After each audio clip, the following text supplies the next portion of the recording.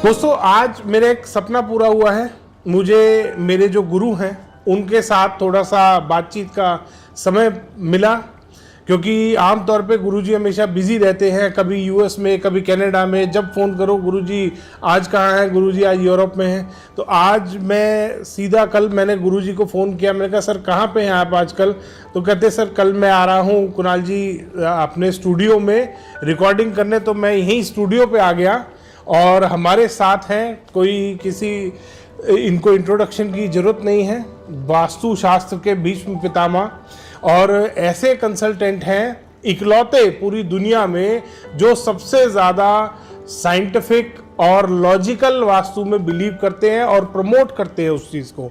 Superstition को ख़त्म करने में, वास्तु शास्त्र में जो सुपरस्टिशन चल रहा है उसको ख़त्म करने में अगर किसी आदमी का बहुत बड़ा रोल है तो वो है डॉक्टर अनंत भारद्वाज। नमस्कार गुरुजी, मेरे को बहुत सालों से आपके साथ थोड़ा सा बातचीत का समय चाहिए था और वो आज समय मेरे को मिला। बहुत बहुत धन्यवाद पहले तो मेरे को यहाँ इनवाइट करने के लिए। और वैसे आपने इनवाइट नहीं किया, मैं खुद ही आ गया हूँ। आज सर का रिकॉर्डिंग था तो थोड़ा सा मेरे को आपसे बातचीत करनी थी कि आजकल वास्तु में बहुत सारे अलग अलग तरीके के लोग भ्रम फैला रहे हैं। कोई भी कुछ भी वास्तु कर रहा है, स्टार्टिंग फ्रॉम मेन गेट, तो उसके मेन गेट के बाहर जो डोर मैट आता है वहां से अंधविश्वास और सुपरस्टिशन शुरू हो रहा है लोगों का। तो आज मैं सबसे बेसिक से स्टार्ट करूंगा। सर प्लीज दर्शकों को बताइए वास्तु क्या है, वास्तु वर्क कैसे करता है, कौन सा रियल वास्तु है, क्या है वास्तु। बहुत अच्छी बात बोली। नमस्कार सभी साथियों को भी जो दर्शक देख रहे हैं। जी हाँ, कुणाल जी ने मुझे कल फ़ोन किया, भारद्वाज जी कहाँ है। मैंने कहा इंडिया में हूँ मैं और कल मेरा शूट होना है। तो इस मौके का इन्होंने एनकैश कर लिया, बहुत अच्छा फ़ायदा उठाया और अच्छी बात भी है। इंट्रोडक्शन इन्होंने मेरा दिया है, आप सब जानते ही हैं। और डॉक्टर कुणाल कौशिक वो हैं जिन्होंने मीडिया पर, इंटरनेट पर, गूगल पर धुआं निकाल रखा है उन वास्तु वालों का जो चल रहे हैं फ्रॉड के सहारे। बुरा और दुनिया जानती है, लाखों के हिसाब से इनके भी फॉलोअर हैं, मुझे पता है। बहुत अच्छा, आज तो मुझे भी बहुत अच्छा लग रहा है कि कम से कम आज दिल की बात मैं भी निकाल पाऊंगा, आपसे शेयर कर पाऊंगा। और एक साथ जब बैठेंगे तो दर्शकों को पता चलेगा कि वास्तु की दुनिया में जो झंडे गाड़े जा रहे हैं वो कौन से हैं और वो जो फ्रॉड करके भाग जाते हैं, बेवकूफ बनाते हैं, घटिया पैसे की कमाई अपने बच्चों को खिला रहे हैं, आज उनका भी पर्दाफाश हो जाएगा। बाई चांस आज रिकॉर्ड भी इसी पर होना था। आज मैंने जो अपना जो शेड्यूल बना रखा था, आज की रिकॉर्डिंग भी इसी पर होनी थी। तो बहुत सारे वहम, बहुत सारी दुविधाएं होती हैं। आपने पूछा कि वास्तु कैसे काम करता है। यस है क्या वास्तु शास्त्र जो है ये बड़ा सिंपल है, वेरी सिंपल। ये दिशाओं का विज्ञान है। वास्तु एनर्जीज पर काम करता है और किस तरह से हमारी पृथ्वी बनी हुई है, कैसे हमारी पृथ्वी घूमती है, सूरज कहाँ पर है, कौन सी एनर्जीज, कौन से वाइब्रेशंस कहाँ से ट्रेवल करते हैं, सारा वास्तु इसी के ऊपर है। यानी अर्थ का मूवमेंट हो गया, ग्रेविटी हो गई, इसके अलावा लाइट की इंटेंसिटी होती है और इन सबसे क्रिएट होता है ऑरा। इसके ऊपर वास्तु चलता है। वास्तु में कोई सुपरस्टिशन नहीं, कोई अंधविश्वास नहीं। और मैं तो बहुत बार कहता हूं कि vastu can be defined with the help of science, pure science, that is physics, chemistry, biology and geography. इसके लिए हमें किसी अंधविश्वास की जरूरत ही नहीं। लेकिन हो क्या रहा है कि उसको तो लोग धीरे धीरे छोड़ रहे हैं। और मैं बहुत बार कहता हूं कि हमारे ग्रंथों को जो खराब किया, वास्तु के ग्रंथों को, या और जितने हमारे सनातन के धर्म है के जितने भी ग्रंथ हैं उनको जो बर्बाद किया, हम कई बार एक्यूज करते हैं मुगलों ने कर दिया, उसने कर दिया, अंग्रेजों ने कर दिया। अरे सबसे ज्यादा भीतर खाते तो यहीं बैठे हुए हैं। अब हमारा रोल क्या होगा? हमारा रोल इसके अंदर ये होगा, वही रोल होगा जो कि एक धर्म का पालन करने वाले, धर्म को बचाने वाले, शास्त्र को बचाता है।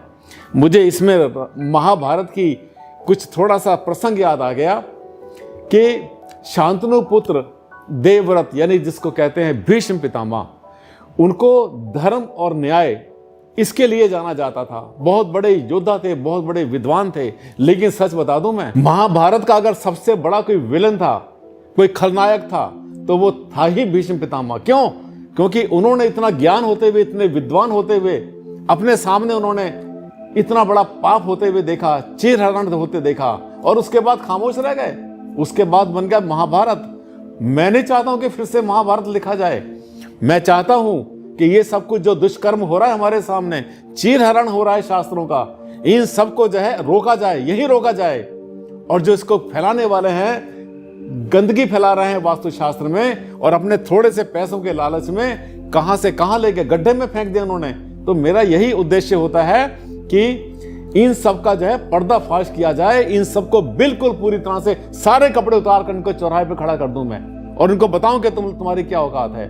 और मुझे ये बोलते बोलते याद आ रहा है कि मैंने आपकी बहुत सारी वीडियो देखता रहता हूं, जब भी टाइम मिलता है, फ्लाइट में कभी देर होती चलने में तो मैं देखता रहता हूं। तो मुझे पता है, मैंने देखा है कि आपने भी इनकी हालत पतली कर रखी है। इनको मेरे ख्याल से आपने जितने लूज मोशन लगा दिए ना अपनी वीडियो से, हजारों के हिसाब से, मेरे ख्याल से अगर शर्म थोड़ी बहुत इनमें होगी, थोड़ी बहुत हया होगी और थोड़ा बहुत इनके पास धर्म होगा, सच्चाई होगी और चाहते होंगे कि बच्चों को हराम की रोटी ना खिलाएं, तो इनको लाइन पर आ जाना चाहिए। फर्क पड़ा है। एक आपने सुना होगा चक्रा यूज करते हैं। पहले वो उस चक्रा में जो 16 जोन बनाए गए थे, जो 32 उन्होंने 16 जोन अंदर बनाए, बाहर वो 32 देवता बिठाए थे।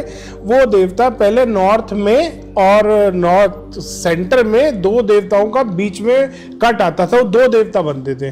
अब इन्होंने एक ही देवता बना दिया, वो तो फर्क आया है। अभी आप जब बता रहे थे वास्तु के बारे में, तब आपने एक बात बोली, सन के मूवमेंट पे वास्तु बेस्ड है। सन के मूवमेंट पे बेस्ड है, इट मींस नॉर्दर्न हेमिस्फेयर और सदर्न हेमिस्फेयर में वास्तु में चेंजेस आते हैं। क्या आते हैं वो चेंजेस? बिल्कुल आते हैं, जबरदस्त आते हैं। क्योंकि आजकल बहुत सारे वीडियोस मैं यूट्यूब पे देखता हूं जिसमें बोल रहे हैं कि नॉर्दर्न हेमिस्फेयर और सदर्न हेमिस्फेयर में कोई बदलाव नहीं आता।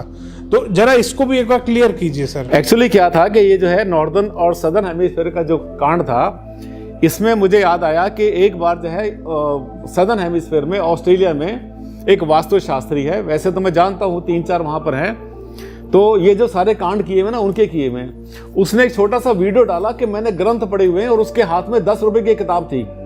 वो कौन सी किताब थी मुझे नाम नहीं लूंगा मैं, अच्छा नहीं रहता, और नाम भी ले लेता हूँ, भवन भास्कर दिखा रहा था। वो गीता प्रेस गोरखपुर की भवन भास्कर दिखा रहा था। कहीं प्रिंटिंग मिस्टेक भी हो सकती है, बहुत सी चीजें होती है, उसको ग्रंथ बता रहा था।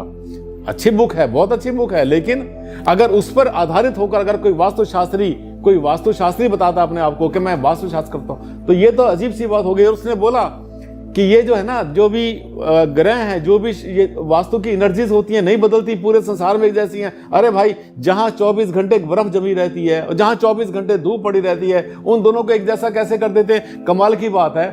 ज्योतिष करते हो तो 20 किलोमीटर के बाद तुम्हारे सारे ग्रह बदल जाते हैं, और वहां तो 20,000 किलोमीटर के बाद कहते नहीं वही है। दुनिया बदल जाती है पूरी। ग्रेविटी, सेंटर ऑफ ग्रेविटी बदलता है, जो सन का मूवमेंट है वो बदलता है। मैंने आपकी वीडियो देखी थी, आपने उसमें डिफाइन करने की कोशिश की थी कि कैसे काम करता है सदर्न हेमिस्फीयर में, और मैंने जो इसमें कैलकुलेट किया पूरा का पूरा मैंने डिटेल निकाली थी और रिसर्च भी करी थी, मैंने इस पर कराई भी थी अपने स्टूडेंट से। 128 रिसर्च करवा चुका हूं अब तक, जो मैंने खुद भी करी, करवाई भी है। कोशिश कर रहा हूं कि मेरा जो है मेरा किसने अभी प्रमोट भी किया था और बताया था कि इसको हम गिनीज बुक के लिए भेजेंगे। इतनी रिसर्च आज तक कभी किसी ने नहीं की। ऐसा कौन सा पहलू है जिस पर मैंने काम नहीं किया? तो हमने उसमें देखा 62% वास्तु फैक्टर्स बदल जाते हैं सदर्न हेमिस्फीयर में, सेम नहीं रहते। मेरे ख्याल से आपके विचार भी सेम होंगे जब ग्रेविटी बदल जाएगी। और मैंने बताया बहुत बार, करके देख लेना, नॉर्दर्न हेमिस्फीयर में जहां पर हम लोग हैं अभी, यानी भूमध्य रेखा से ऊपर जितने भी कंट्रीज हैं, यहां पर जब भी आप फ्लश करते हैं तो आपका जो फ्लश है वो एंटी क्लॉक घूमता है पानी। करके देख लेना। क्यों? क्योंकि हमारा जो सेंटर ऑफ ग्रेविटी है, हमारी जो भूमि है, भूमि के इस तरफ पड़ता है, लेफ्ट साइड में पड़ता है। अब जो ऑस्ट्रेलिया है उसके साउथ उधर राइट साइड में पड़ता है। अगर वहां फ्लश करेंगे, जो भाई अभी देख रहे हैं हमारे इस वीडियो को, वो करके देख लें, जब फ्लश करेंगे तो वहां पर पानी घूमेगा क्लॉकवाइज। अगर सीट सीधी लगी है, तिरछी लगी है, फिर तो बहुत से फैक्टर हो जाते हैं, तो वहां क्लॉकवाइज घूमता है। इसका मतलब जमीन आसमान का अंतर है। लेकिन यहां पे अगर दिमाग इस्तेमाल नहीं करा, बुद्धि इस्तेमाल नहीं करी, लकीर के फकीर बने रहे, तो जो ऑस्ट्रेलिया में, चिली में, अर्जेंटीना में और साउथ अफ्रीका में और मॉरिशस में, ये जितने कंट्री हैं, यहां पर जितने भी कंट्रीज के अंदर वास्तुशास्त्र नहीं है, दुर्भाग्य है बहुत बड़ा, बदकिस्मती है वास्तु की कि वो अभी भी उस घिसे पिटे पर वास्तु पर काम करते हैं। हाँ, बहुत सारी कॉल्स आती है मेरे पास जो ये बात बोलते हैं कि हमने वास्तु करवाया और जब मैं घर का मैप मंगवाता हूं तो वो नॉर्दर्न हेमिस्फेयर का वास्तु उसमें अप्लाई कर रखा होता है, और आम तौर पे गवर्नमेंट के साथ कोई डिस्प्यूट या तो उनका चल रहा होता है या उनके घर में कोई फर्टिलिटी इश्यूज चल रहे होते हैं। इस तरीके की समस्या मिलती ही मिलती है, बहुत सारे घरों में देखा है। अच्छा, एक और आजकल वीडियो चल रहा है यूट्यूब पे कि आपकी कुंडली, आपका एफर्ट, आपके ग्रह कोई महत्व नहीं रखते, महत्व है सिर्फ वास्तु का। कि अगर आपका वास्तु ठीक है, एक है यूट्यूब पे वीडियो बनाने वाले, वो कहते हैं कि मेरे पास किसी भिखारी गरीब को ले आइए, मैं उसको करोड़पति बना दूंगा उसका वास्तु ठीक करके। मुझे जरूरत नहीं है उसकी कुंडली की, ना उसकी कुंडली कोई रोल प्ले करता उसकी लाइफ में, ना उसके ग्रह कोई रोल प्ले करते, ना उसका एफर्ट कोई रोल प्ले करता कि वो कुछ किसी काम को करने के लिए क्या एफर्ट कर रहा है। तो क्या वास्तु सब कुछ है? आइए, आपने जो बताया मेरा ध्यान गया, मुझे पता नहीं मैं ठीक हूँ गलत है। एक पूंछ वाला आया हुआ आजकल, बिल्कुल जानवर जैसी शक्ल है उसकी आदमी की, और अभी 2-4 दिन पहले उसके दर्शन होने शुरू हुए, पीछे उसकी पूंछ लगी होती है जैसे नेवले की पूंछ। हाँ, कोविड के टाइम में वो फेल हो गया था, मुझे उसके बिल्कुल अंदर की सारी बातें पता है। एक बिल्कुल पूरी तरह से फेल हुआ था, कई काम उसने किए, हर काम में फेल हुआ, और एक जगह उसके मुंह से निकल भी गया था, मेरा ये काम भी फेल हुआ, मैं वहां भी फेल हुआ, मेरा वहां भी फेल हुआ, और घर में भी डिस्प्यूट चल रहा है उसके। वास्तु करने आया और उसने क्या फंडा किया कि इनको कहते हैं सनसनी के सम्राट, सनसनी फैलाओ और अपने पता नहीं क्या करो। इस पर भी मुझे 2 लाइनें फिर से याद आ गई। ये जो किरदार हैं जीवन की कथा के अजहर, जाने क्यों खुद को कथाकार समझ लेते हैं। ये सोचते हैं सब हमने बना दिया वास्तुशास्त्र, कुछ भी नहीं है, चूहे के बराबर भी नहीं है, ये चींटी के बराबर भी नहीं है। और वो तो बेशरम आदमी है, बहुत बड़ा बेशरम है वो। उसको इतना वास्तु को उसने अपमान कर रखा है, उल्टा वास्तु बता रखा है, हर काम को उल्टा बताता है, और सनसनी फैला रखी है उसने, बहुत ज्यादा पाप कर रहा है। और ये पाप उसके सामने आएगा। मैं हर वीडियो में कहता हूं कि अगर तुम छल, फ्रेब, फ्रॉड से, झूठ बोलकर, हराम के पैसे से अगर अपने बच्चों को रोटी खिला रहे हो, तो तुम इसी दुनिया में, इसी जन्म में भोग के जाओगे। और तुम्हें बताऊं मैं, याद है एक आदमी भोग रहा था ना, मतलब या तो वो रहता है बेल पर या रहता है जेल पर। याद आया? वो वास्तु शास्त्र का उसने वो उसका जो है ढोल बजाया, जो वास्तु शास्त्र जिंदगी भर याद करेगा कि हाँ कभी। सबसे ज्यादा वो जो चक्र की बात कर रहे थे, नाम नहीं लेना चाहिए। इसमें क्या है कि हर किसी का, हमारे भी अपने एथिक्स होते हैं बिजनेस के। वो एक ऐसा आदमी था, और उसको भी जड़ से जानता हूं मैं। ये जितने वास्तु वाले घूम रहे हैं ना, बड़े बड़े बनकर, इन सबको मैं नीचे से जानता हूं, जड़ से। ये सब मेरे लिए कल परसों के वास्तु वाले हैं। मुझे तो वास्तु में जिंदगी निकल गई, 52 साल हो गए, 52 ईयर्स हो गए। पढ़ते पढ़ते और पढ़ाई करते करते एक टाइम ऐसा था, बेताज बादशाह हुआ करते हम 3-4 वास्तु वाले। आज तो 3 लाख हैं, पता नहीं कि 4 लाख हैं। और उस आदमी ने तो वो वास्तु का सत्यानाश किया जो वास्तु जिंदगी भर जो है मतलब उठ नहीं पाएगा। और उसने छोटे छोटे कोर्स करवा कर, और कहीं कहीं तो उसने ऐसा भी किया, लूट मार भी उसने करी है। 1 लाख का 2 लाख का कोर्स जाकर कहीं रिजॉर्ट में करा दिया, और उनको जो है जैसे वो थे ना, जैसे ओशो ड्रेस पहनाए करते थे, चोगा पहना लिया, वहां पर घुमा दिया, और पता नहीं क्या क्या ड्रामा कर दिया। 1 नंबर के ड्रामेबाज। अरे धर्म शास्त्रों को क्यों बिगाड़ रहे, कुछ और बिगाड़ लेते ना। और आपको बताएं, उनका ब्रह्म ज्ञान से दूर दूर तक मतलब नहीं है। एक ऐसे भी वास्तुशास्त्री हैं, और बहुत है मेरे, ऐसा नहीं कि मैं ही हूं, मेरे साथ और भी बहुत वास्तुशास्त्री हैं। मैं देखते रहता हूँ, रील्स पर भी आते रहते हैं, दिखाते भी रहते हैं, जिन्होंने इनका ढंग से पर्दाफाश कर रखा है। एक और हैं ज्योतिष में, वास्तु में डील करते हैं, सोनीपत के रहने वाले हैं। उन्होंने तो इनके सारे कपड़े उतार रखे हैं, उसी आदमी के, वो जो जेल में चला गया था, अभी बेल पर आया हुआ है कुछ दिन के लिए। बहुत सीरियस उसकी हालत हो गई थी, घर की हालत खराब, फैमिली खत्म, बीवी इसका पता नहीं छोड़ के चलेगी, पता नहीं डाइवोर्स हुआ क्या हुआ। और उनको जो चाहने वाले, जिनको उन्होंने क्रिएट किया, उनकी फैमिली भी इसी तरह से गड्ढे में जा रही है। ये जो कहते हैं ना मैं 25 करोड़ लेता हूँ, 50 करोड़, ये सब के सब ढोंगी हैं, फरेबी हैं, झूठे हैं, बेईमान हैं। ये शायद आपने भी बात नोटिस करी होगी, जितने घरों में चक्र अप्लाई किया गया है, सबके रिलेशन खराब हो रहे हैं, सब बर्बाद है। ये हाँ, कुछ तो देखो, जो चक्र बनाया, चक्र लाए कि आपके पास है क्या चक्र? हाँ, नहीं तो नहीं लाए तो मेरे पास भी कहीं पड़ा होगा। और चक्र में जो है अगर देखोगे ना, वो चक्र जो है ऐसी इतना बुरा चक्र है कि जो उस चक्र में फंसा, मैंने एक वीडियो बनाई थी, चक्कर लगा मुर्गा फंसा। यानी मुर्गे को फंसाने का एक बड़ा अच्छा तरीका है। साथियों, आप सब मुर्गे बनोगे अगर आप इनके चक्कर में आइए। चक्कर लगाते हैं, उसके कहते हैं, नाम नहीं लूंगा उसका भी, वो भी कई नाम है उनके। ठीक है, गणेश चक्र, विष्णु चक्र, जो जो भगवान का नाम याद आया उस पर इन्होंने चक्र बना दिया। और उनके चेलों ने तो कहा मेरा चक्र उससे अच्छा, और उसने कहा उससे भी अच्छा। मैंने स्वर डाल दिया, हाँ चॉकलेट डाल दी उसमें, नींबू का अचार डाल दिया, सांस लोगे तो यहां से ये निकल जाएगी तुम्हारी, और पता नहीं क्या क्या कलर भी डाल दिया, फेंग शुई घुसेड़ दी, वास्तु का जो थोड़ा बहुत था बचा बचा उनके पास डाल दिया। ऐसा मुरब्बा बनाया, ऐसा मुरब्बा बनाया, सच में अगर मैं मुरब्बा कहूं ना तो मुरब्बे की इंसल्ट हो रही है। मुरब्बा वर्ड बोल के लगता है कि मुरब्बा तो बहुत अच्छी चीज होती है, या खिचड़ी बहुत अच्छी चीज होती है, ये मैं कह रहा हूं तो खिचड़ी और मुरब्बे की इंसल्ट हो रही है। उन्होंने तो कचड़ा कर दिया, कबाड़ कर दिया, चीचड़ उछाल दिया उन्होंने शास्त्रों के ऊपर। थोड़ा आगे चलते हैं कि YouTube पे बहुत सारे वीडियोस हैं मंदिर को लेके, ग्रंथ क्या बोलते हैं मंदिर के बारे में, क्योंकि आजकल वीडियोस देख रहे हैं हम। एक जो इनकी अभी हम बात कर रहे थे चोटी वाले, वो तो कहते हैं घर में मंदिर ही मत लगाओ, पता नहीं क्या हो जाएगा, घर में औरतों के साथ कुछ हो जाएगा, आदमियों के साथ कुछ हो जाएगा, अजीब अजीब वो बातें कर रहे हैं। एक है वो कहते हैं कि पश्चिम दिशा में मंदिर आना चाहिए, क्या सही है, क्या रियलिटी क्या है वास्तु की, कि मंदिर कहाँ बताया गया है? नहीं, मंदिर जो है पश्चिम दिशा में नहीं होना चाहिए, मजबूरी है तो कहीं भी लगाओ, क्या घर आपका है, पूजा आपकी है, श्रद्धा आपकी है, जहां मर्जी लगाओ। लेकिन क्या होता है कि अच्छा ये दिमाग का इस्तेमाल नहीं करते, सबसे बड़ी दुख की बात यह है कि एक खोपड़ी इस्तेमाल नहीं करते। पता नहीं ये वो हैं, ये गुरुजी की जना खोपड़ी, उनके ऊपर खोपड़ी नहीं है, उनके ऊपर रखता है, खोपड़ी पर तो उन्होंने पूंछ बांध रखी है। अब क्या है कि ये इस्तेमाल नहीं करते दिमाग का, ये नहीं सोचते कि सबसे पहले आदमी ने पूजा कैसे की होगी, सबसे पहला आदमी इतिहास में कभी गया होगा, वो डरता होगा सूरज से, प्रकृति से डरता होगा। एक दिन अगर सूरज नहीं निकला, ग्रहण लग गया या कुछ दिन बादल छा गए तो वो तो घबरा जाता था कि पता नहीं क्या हुआ, आंधी से घबराता था, अर्थक्वेक से घबराया करता था, उनको पता नहीं था।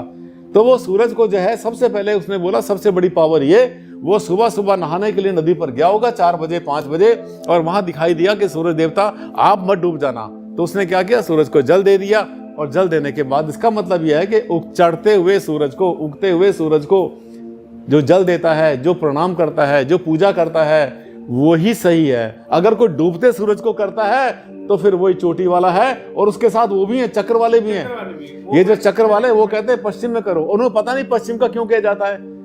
पश्चिम में भी मंदिर बनता है, लेकिन पब्लिक का मंदिर बनता है, कभी भी प्राइवेट हमारे घर के मंदिर नहीं बनते। ये ऊर्जाओं का विज्ञान है, ऊर्जाओं की साइंस है, तो ये ऐसे इतनी आसानी से नहीं होता, कुछ भी बोल दो निकल लो दांत निकालते हुए। ये तो पता नहीं इनको, जैसे जैसे लोगों की अकल वैसे लोगों का सोचने का तरीका, बहुत ज्यादा घटिया, बहुत नीचता की इन्होंने हदें पार कर रखी हैं। और आज आपसे बात करते करते मैं जो है इसके और भी इनके पर्दाफाश करने वाला हूं।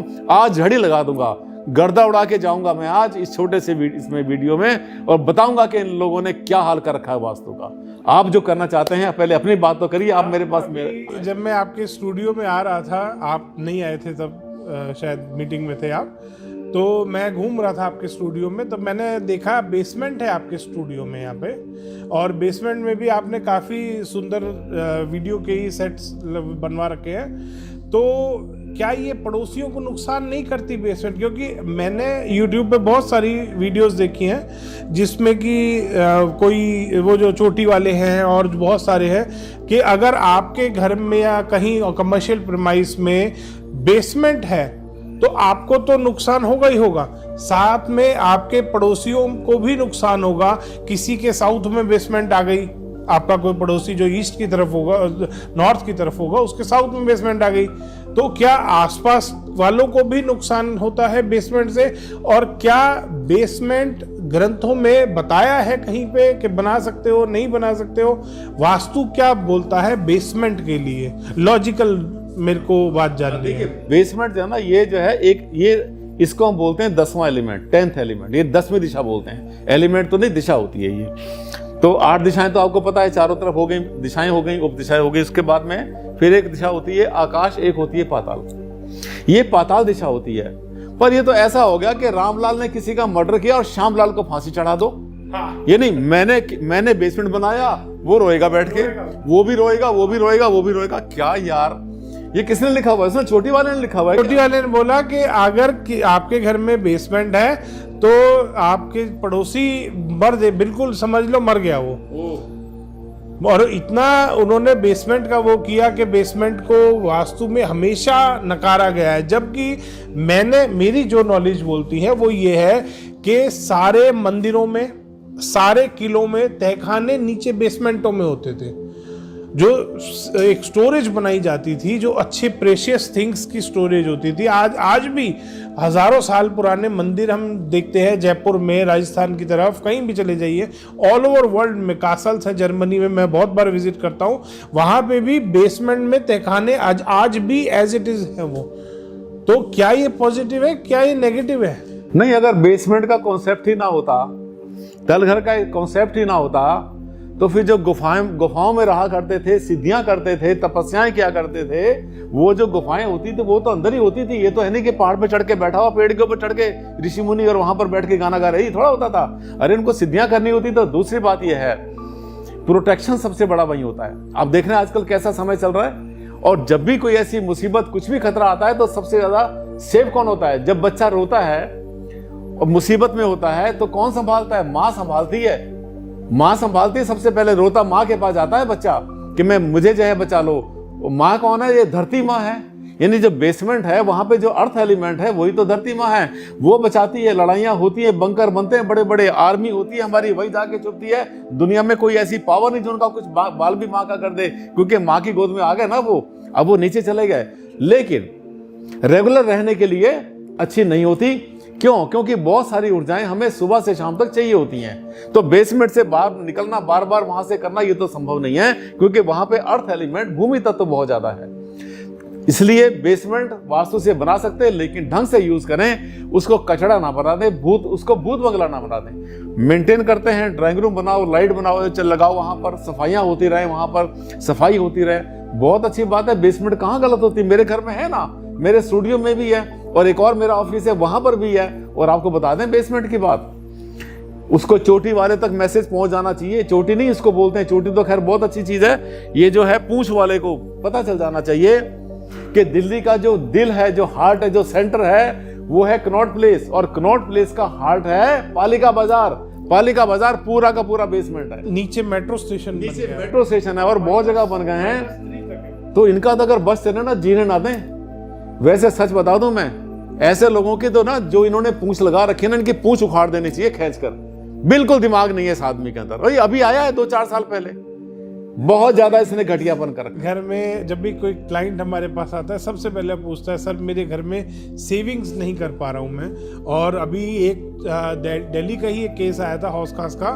उनके नॉर्थ डायरेक्शन में, वो काफ़ी अच्छी फैमिली थी, 4-4.5 फीट की सेफ उन्होंने लगा रखी थी घर के उत्तर दिशा के मध्य में, नॉर्थ के सेंटर में, कि सर जी कुबेर का स्थान है। वास्तु वाले ने हमें चक्र का हिसाब से, चक्र के माध्यम से हमने वास्तु कराया, कोई करके गए थे, और उन्होंने यहाँ उत्तर दिशा में ये हमारी इतनी बड़ी सेफ लगवा दी कि कुबेर जी का स्थान है, यहाँ लगा लो। क्या ठीक है? वो सेविंग्स बढ़ानी है, क्या करना है?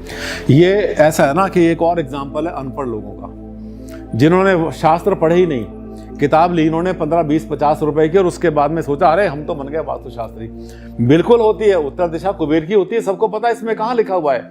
चक्रा वालों को छोड़ दो, चक्रा वालों का तो कुबेर पता नहीं, कभी साउथ वेस्ट में बैठा होता है, कभी साउथ ईस्ट में, जहां पर के वो छेद कराते हैं दीवारों में, एंट्री बनवाते हैं। उसकी बात भी बताएंगे आपको, बड़ा अजीब सी हंसने। हाँ, वो भी मैं लिख के लाया हूँ, वर्चुअल एंट्री। वर्चुअल एंट्री, और बड़े बहुत बड़े बेवकूफ हैं, उन्हें क्या कहा जाए उनको, मतलब उनके लिए अगर कोई घटिया से घटिया जानवर की कल्पना की जाए, उससे भी नीचे हैं वो लोग, उससे भी नीचे हैं। होता क्या है कि जब किसी ने पढ़ लिया कि उत्तर दिशा कुबेर की होती है, बहुत बढ़िया बात, सही पढ़ा उसने, लेकिन कुबेर की तरफ क्या हम बैक करके बैठ जाएंगे?